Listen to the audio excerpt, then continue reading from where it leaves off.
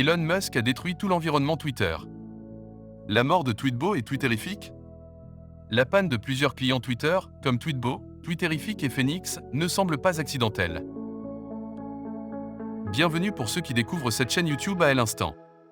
Avant de suivre cette vidéo, veuillez cliquer sur s'abonner pour activer la cloche de notification pour ne rien manquer de nos prochaines vidéos leakées pour nous encourager. Depuis le 13 décembre, l'outil qui permet aux développeurs d'accéder au réseau social et de proposer des fonctions alternatives, comme la synchronisation de la lecture entre différents appareils ou la création automatique de discussions, ne fonctionne plus. Pourtant, quand Elon Musk a pris la tête de Twitter en octobre 2022, le réseau social avait promis qu'il ne toucherait pas à l'API et que ses partenaires pouvaient avoir confiance en son nouveau propriétaire.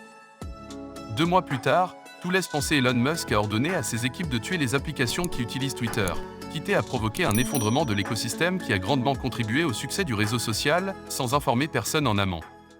À vrai dire, pendant longtemps, les applications tierces étaient le seul moyen d'accéder à Twitter autrement que sur son ordinateur, avant que Twitter ne rachète Tweety en 2010 pour en faire son application mobile officielle, puis TweetDeck en 2011.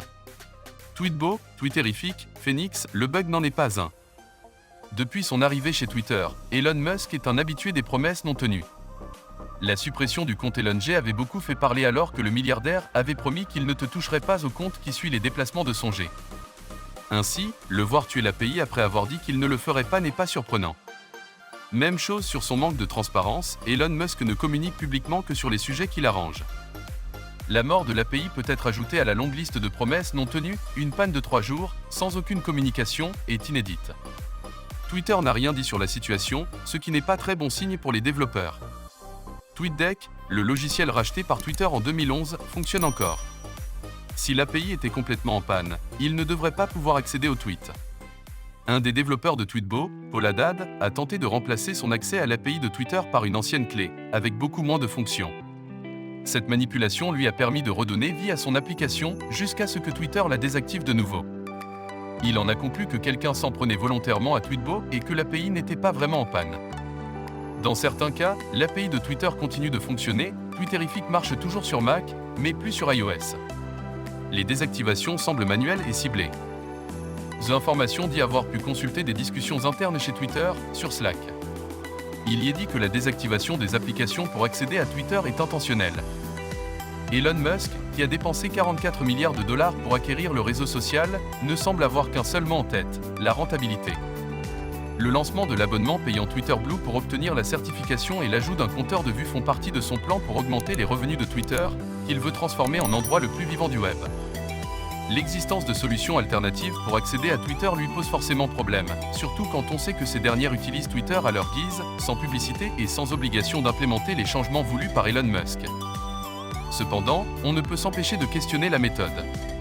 Plutôt que de tout couper du jour au lendemain, quitte à dégoûter les créateurs de ces applications, ceux de Tweetbot et de TweetDeck ont annoncé partir sur Mastodon et ne laisser aucun temps de transition aux utilisateurs historiques de ces applications, Elon Musk n'aurait-il pas dû dialoguer?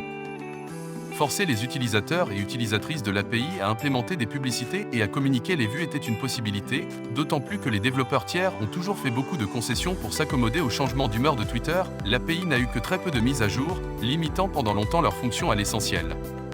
Cette décision radicale est violente et porte un nouveau coup à l'image de Twitter, qui est un réseau social pourtant basé sur l'aspect communautaire. Un des développeurs de Tweetbot semble faire ses adieux à Twitter. Quid des professionnels, à qui Elon Musk promet monts et merveilles depuis plusieurs mois?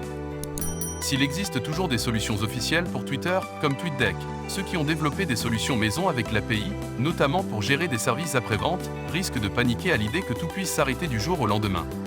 Si vous avez aimé la vidéo, n'oubliez pas de vous abonner. Activez la cloche de notification pour être informé de nos prochaines vidéos. Mettez le pouce pour nous encourager.